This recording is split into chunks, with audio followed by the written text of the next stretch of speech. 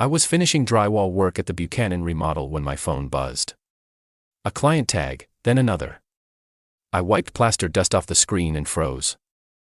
It was Nyla, my sister, standing under a floral arch in a white gown, holding hands with a man I barely remembered from one family dinner a year ago. The caption read, "Can't wait to marry my best friend." And the comments were full of hearts and countdown emojis. I checked the date. 2 weeks. 2 weeks until her wedding. My wedding invite. Non-existent. My name. Not tagged. My presence. Erased. I stared at that perfect picture like it was a joke the universe played late. Hey viewers, before we move on to the video, please make sure to subscribe to the channel and hit the like button if you want to see more stories like this. When I called my mother, she picked up on the second ring. "Mom, did Nyla forget to mail something to me?" I said, a pause, always the pause. The kind that means she's already built a defense. "Oh honey, Nyla didn't want to stress you. You're always so busy with work. We thought it might be easier for you not to worry about travel." Travel. "Mom, she's getting married 15 minutes away." I said, "It's not about distance, sweetie. It's just, she's very sensitive. And Travis wanted a small, positive atmosphere." Meaning I'm negative. I shot back. She sighed dramatically. "You can be intimidating. You have your career. Your independence. Nyla's always felt overshadowed." "By what?" "Me having a job and paying my bills." I asked, "Don't twist things, Deborah. We just don't want conflict." I laughed bitterly. "You mean you don't want honesty?" "Please, honey. Let your sister have her day," she said. "Fine, Mom. She can have her day. She can have the whole damn year." I hung up before she could guilt me into another round. That night, I sat on my couch and stared at my phone until my thumb started to ache. The more I scrolled through their feeds, engagement party, dress fittings, cake tastings, the more invisible I felt. Not angry, just erased. For as long as I could remember, I'd been the responsible one. The "you'll understand someday" child. The one who lent Nyla money for her cafe dream. The one who bailed Mom out of late payments. The one who fixed everything and then was told I was too much. So I did something new. I opened Instagram, unfollowed every single family member, and went to bed. No message, no explanation. Just a clean break. A few days later, Mom called again. "Sweetheart, you haven't been around lately. Your father misses you." I said, "Really?" Because I thought the family already had enough company preparing for the wedding. She exhaled like I was being unreasonable. "Oh Deborah, don't be petty. You know how Nyla gets anxious. Travis just wants her calm." "So, you're telling me her fiancé banned me from the wedding and you agreed?" "No one banned you," she said quickly. "We just didn't want drama. You have such strong opinions." Translation: Travis doesn't like women who call out his crap. "Deborah." "Language," she scolded. "You're always so defensive." I laughed. "I learned from the best." She sighed. "You'll regret this distance someday." "Maybe, but not today," I said and hung up. A week before the wedding, I dropped by my parents' house to return Dad's drill. The air felt thick the moment I stepped inside, like guilt and potpourri mixed together. Mom was baking cookies, the pretend normal kind of gesture. Dad looked surprised. "Didn't expect to see you, kiddo," he said. "I figured I should return your tools before the next major event I'm not invited to." He flinched. "You know how your mother and Nyla get." "No, Dad." "Enlighten me." "Travis thinks you don't care about family. That you're too career-focused." I smirked. "He's right. I care about my peace." Mom chimed in. "It's not personal, honey. You help with her cafe, and that's what sisters do. You've already given so much." "Yeah, apparently enough to be cut out completely," I said. They exchanged a look, the kind that said, "Don't argue, she'll win." I dropped the drill on the counter, said, "Good luck this weekend," and walked out before they could lecture me about forgiveness. That Friday, I got a voicemail from Mom. "Hi honey, just wanted to say we love you. Even if things are a little tense right now, everyone's having such a beautiful day. Nyla sends her love. We didn't want to make you uncomfortable, so it's okay that you're not here. Hope you're relaxing and doing something fun this weekend." Her voice was syrupy, carefully rehearsed, like she was narrating a Hallmark card for the neighbor's benefit. I deleted it before it finished. On the wedding day, I slept in. I made pancakes. I cleaned my work truck. I didn't think about them once. Around 6 p.m., my phone started vibrating nonstop. Missed calls. Messages. Notifications from local news outlets.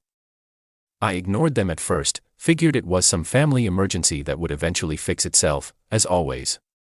Then I saw the headline, "Violence Erupts at Maplewood Country Club Wedding." My blood ran cold. The thumbnail was Nyla, still in her dress, crying. I clicked the video. The footage was grainy, chaotic, filmed by someone's phone. Guests screaming, glasses breaking, and right in the middle, Travis, red-faced, yelling, "You humiliated me," and Nyla shouting back, "You cheated on me," before he slapped her across the face. The room gasped in unison. Someone shouted, "Call the police." The clip ended there. My phone rang again. Mom. Then again. I finally answered. "Deborah. It's horrible. He hit her. Everyone saw. Please come to the club." I closed my eyes. I wasn't invited, Mom. Showing up now would only make it worse. She was sobbing. She needs you. She needed me months ago when you all pretended I didn't exist. I said quietly, "I'm sorry, Mom. This isn't mine to fix," and hung up. For a long time, I just sat there, phone buzzing in my hand. I wasn't numb. I wasn't angry. I was free. For once in my life, a family disaster didn't have my fingerprints on it. I didn't have to clean, save, or rescue anyone. I didn't have to play the good daughter. I just let the silence stay. Because for the first time, the chaos didn't belong to me. It had been 3 days since the wedding when the story hit every local news channel, and I couldn't scroll for 2 minutes without seeing my sister's face frozen mid-cry. The video kept looping on gossip sites. The caption switching between tragic wedding scene and groom snaps at bride. As if it were entertainment, not humiliation. My phone buzzed constantly with relatives I hadn't heard from in years. "Have you seen it? Is she okay? How could he?" I ignored them all. Mom left voicemail after voicemail. Her voice swinging from sobs to guilt trips. "Deborah, we need you. Your sister's heartbroken. Reporters keep calling. You know how to talk to people. Please fix this." That phrase, "please fix this," hit like a reflex test I refused to respond to. For once, I didn't pick up a single call. By day 4, Travis had given an interview to a local blogger, claiming there was a misunderstanding and that emotions were high. He even said, "She attacked me first." The audacity made my teeth hurt. Nyla had vanished from social media, and word around town was she'd moved back in with our parents. Of course she had. Their house was the family rehab center, break a life, check in with Mom's casseroles, and denial. I held out for almost 2 weeks before driving there, partly to drop off a set of paperwork for Dad's old truck, partly to see if any of them could look me in the eye. The minute I stepped through the door, the smell of disinfectant and burnt coffee hit me. Mom was at the sink, scrubbing a mug that didn't need scrubbing. "Deborah. You came," she said, relief spilling out too fast. I shrugged. "Yeah. Figured I'd see the circus in person." Dad peeked from the living room, muttering, "She's upstairs resting. Reporters have been outside, every day." "Yeah. That tends to happen when your husband punches you in a ballroom," I said. Mom flinched. "Please don't say it like that. She's fragile. She's 33, not porcelain," I said. "Where is she?" "Sleeping," Mom said. "She barely eats. She blames herself." I leaned against the counter. "Of course she does. She's been trained to. Mom froze mid-scrub. What's that supposed to mean? It means you taught her to make excuses for men so she wouldn't end up like me. Independent and inconvenient. She slammed the mug down. That's not fair, Deborah. Neither was the guest list. I said. Dad mumbled. Enough. Both of you. But no one listened.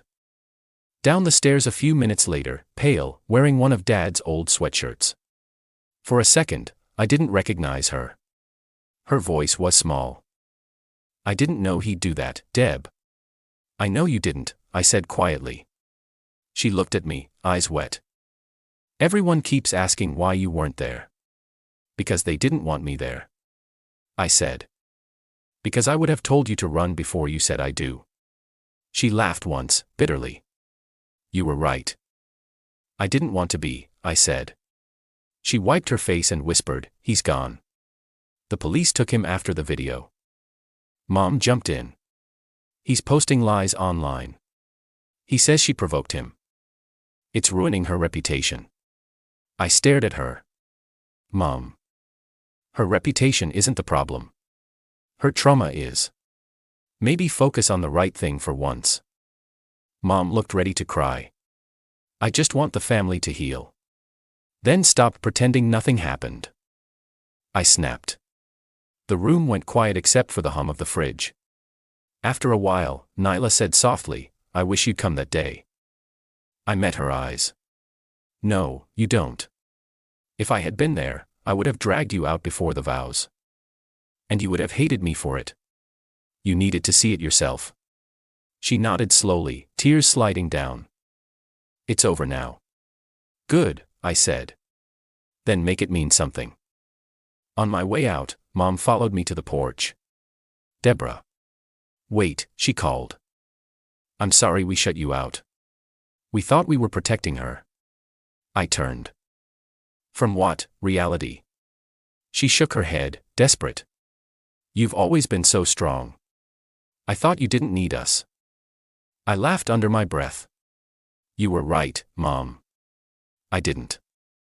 She reached for my arm. Don't walk away angry.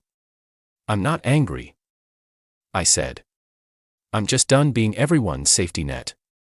Her eyes filled with tears. We need you, Deborah. I shook my head. No. You need to start needing yourselves. Then I walked to my truck.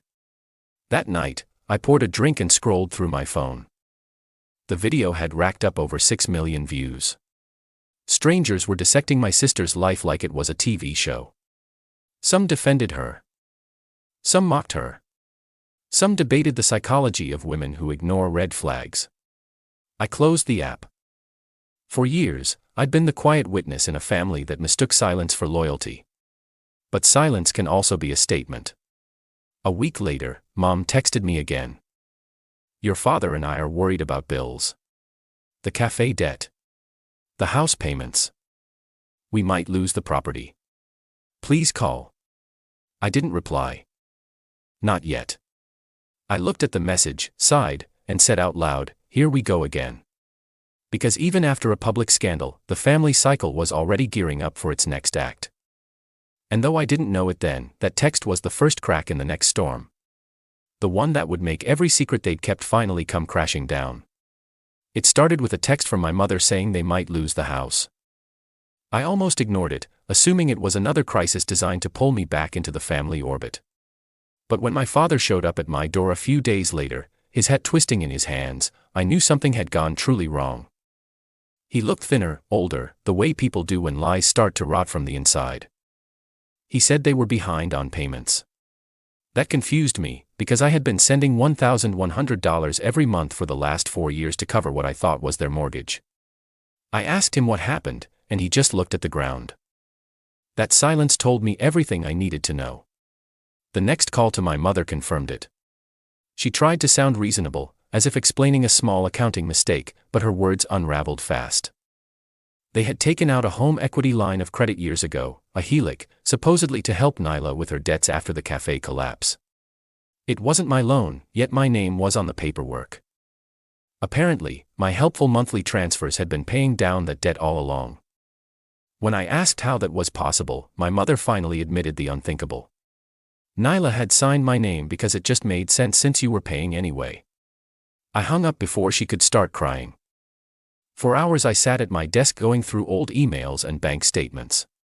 Every wire, every confirmation, every thanks honey message from Mom lined up perfectly with the Helic payment schedule. I realized that the house I thought I was helping them keep had already been safe. The money had been feeding a lie built on my reliability. I wasn't the responsible one, I was the funding source for their denial. That knowledge didn't even make me angry at first. It made me tired in a way I hadn't felt before, like the weight of every family favor I'd ever done suddenly collapsed on top of me. When I confronted them in person later that week, the scene felt rehearsed. Nyla cried. My mother apologized in circles. My father stared at the floor. They spoke about intentions, about family, about desperation, as if good motives could turn theft into sacrifice. I didn't shout. I just told them I knew exactly what they had done and that I was finished pretending the line between love and manipulation was too blurry to see. Nyla said she hadn't known. Maybe she hadn't. Maybe she just never asked where the money came from because it was easier not to. I spent the next morning at a lawyer's office. The numbers were worse than I expected. Almost $200,000 taken under my name. The lawyer was calm, clinical, impressed I wasn't planning to press charges. I told him I didn't need punishment. I needed an end. He suggested a civil settlement. They would sell a small piece of property behind the main house and transfer the proceeds to me to close the account. I agreed. No court. No headlines. No more pretending we were a family that could be fixed. Just math, signatures, and distance. When the paperwork was done, I drove back to the old house one last time. The air felt stale, heavy with everything unspoken. My mother tried to justify herself again, but her voice cracked halfway through. My father muttered something about shame and age. Nyla sat on the stairs, eyes red, saying she would make it right someday. I didn't respond. There was nothing left to say that hadn't already been said over decades of half-truths. I left the documents on the table and told them to sign. That evening I watched the sun set from my porch. The same way I had the night of the wedding, when everything first cracked. I realized that peace doesn't arrive like forgiveness. It comes like silence after a storm. I thought about the girl I used to be. The fixer. The responsible one. The invisible backbone. And how she would have stayed, argued, cried, and eventually paid again. But that version of me didn't exist anymore. I had become someone who could look at chaos and simply walk away. A week later, the check arrived from the sale of the side lot. It was less than what they owed, but it felt like enough. I deposited it. Not out of greed, but ceremony. The final transaction of a life spent settling other people's debts. My mother texted that night, asking if someday I could forgive them. I stared at the message for a long time before replying. You already got what you needed. I got what I deserved, freedom. Then I turned off my phone. For the first time in my life, there were no calls, no crises, no guilt waiting at the edge of sleep.